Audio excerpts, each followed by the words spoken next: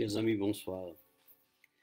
Aujourd'hui, sur les chemins d'ailleurs, notre chronique sur le fil de l'actualité va nous mener encore une fois sur ce génocide qui est en train de continuer. Alors il faut briser le silence sur Gaza. Le silence assourdissant du monde face aux atrocités commises à Gaza est une tâche indélébile sur la conscience collective de l'humanité. Chaque jour qui passe, des vies innocentes, celles d'enfants et de femmes, sont fauchées dans l'indifférence totale.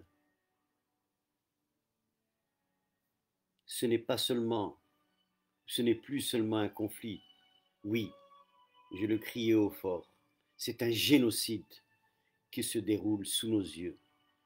Et notre lâcheté collective en est la complice silencieuse.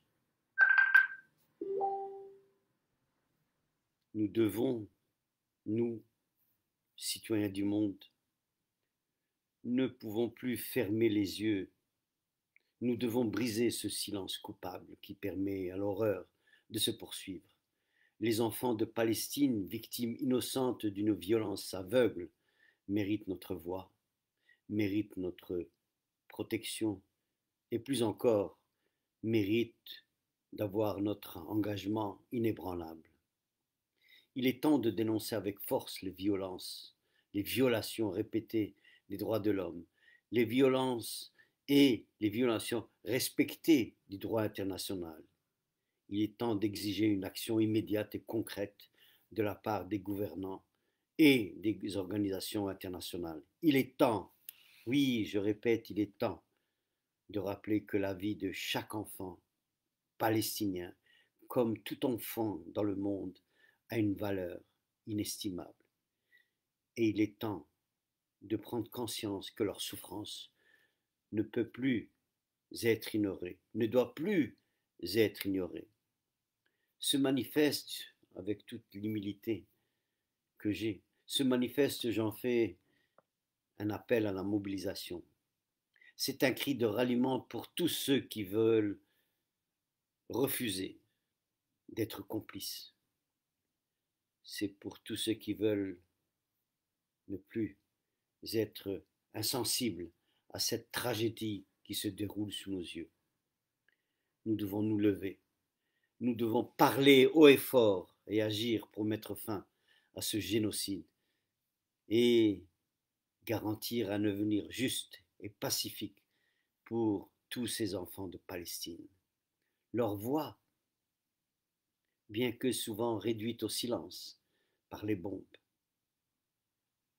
par notre aveuglement à regarder avec des yeux tels des yeux de statues qui ne veulent pas voir. Oui, il faut qu'aujourd'hui leur souffrance résonne dans nos cœurs. Ne les laissons pas tomber dans l'oubli. Oui, ce manifeste est pour ces enfants palestiniens. Oui, je répète, il faut briser le silence sur Gaza.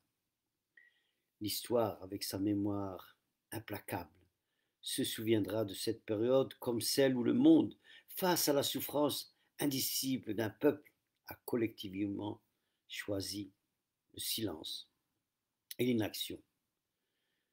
Les événements tragiques qui se déroulent actuellement à Gaza dépassent la simple qualification d'un conflit asymétrique. Non, nous sommes témoins d'une dynamique d'anéantissement délibéré qui, au regard du droit international et de la conscience morale, s'inscrit sans équivoque dans le cadre juridique du génocide tel que précisément défini par la Convention de 1948 pour la prévention et la répression du crime de génocide. Ce silence assourdissant et cette inertie des puissances internationales ne sont pas neutres.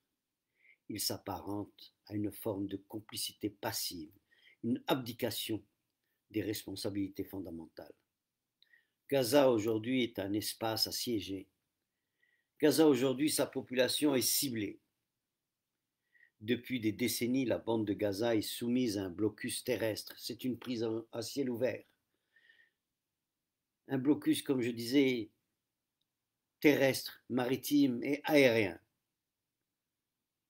Un blocus implacable, transformant ce territoire en la plus grande, comme je disais, la plus grande prison à ciel ouvert du monde.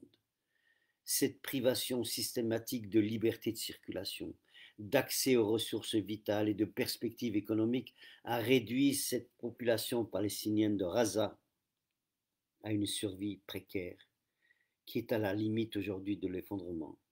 Les bombardements incessants au moment où je vous parle à l'instant sont encore en action.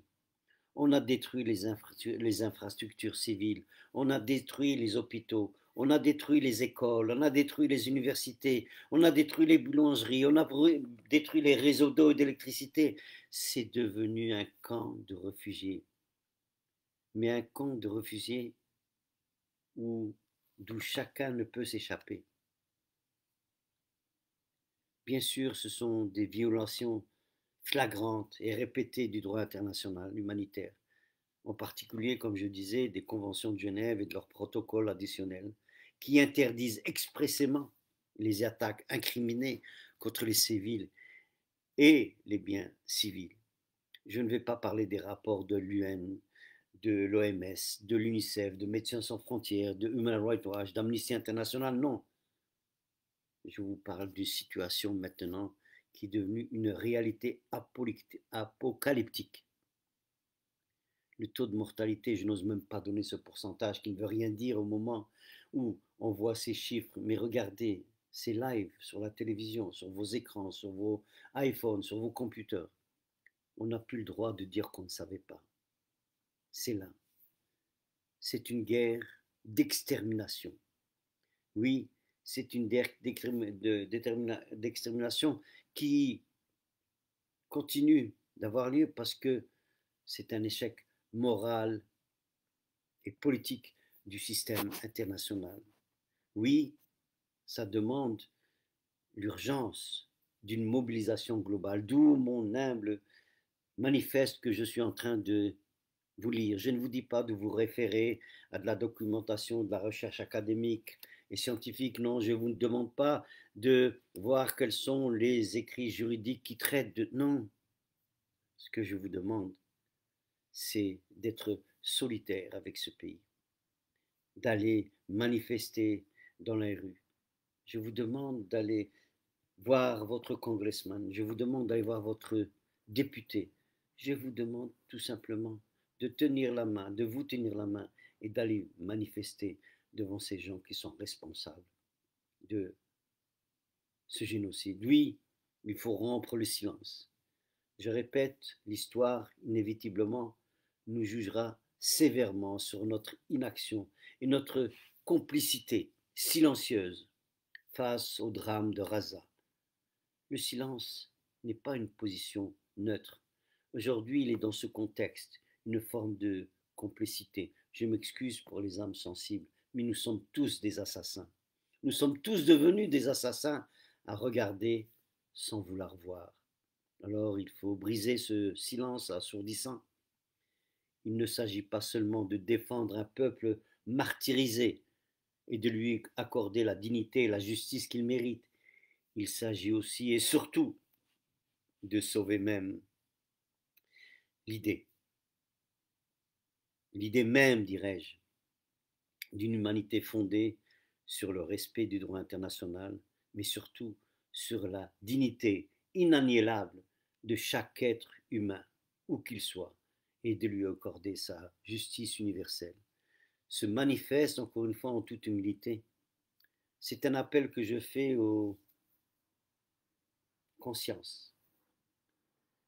C'est un appel que je fais en forme de réquisitoire pour vous qui m'écoutez. Il faut refuser le silence. Il faut refuser le silence. Il faut refuser le silence. Il faut refuser cette déshumanisation. Il faut briser l'indifférence. Il faut la briser avec force. Il faut tout simplement revoir ces valeurs humaines qui aujourd'hui n'ont plus de sens ni de légitimité à Gaza. Aujourd'hui, le moment est venu de choisir notre camp, celui de la justice, de l'humanité et de la vérité, et cesser d'être des complices de ce génocide. Je vous remercie de m'avoir écouté. Je vous retrouverai pour une prochaine chronique.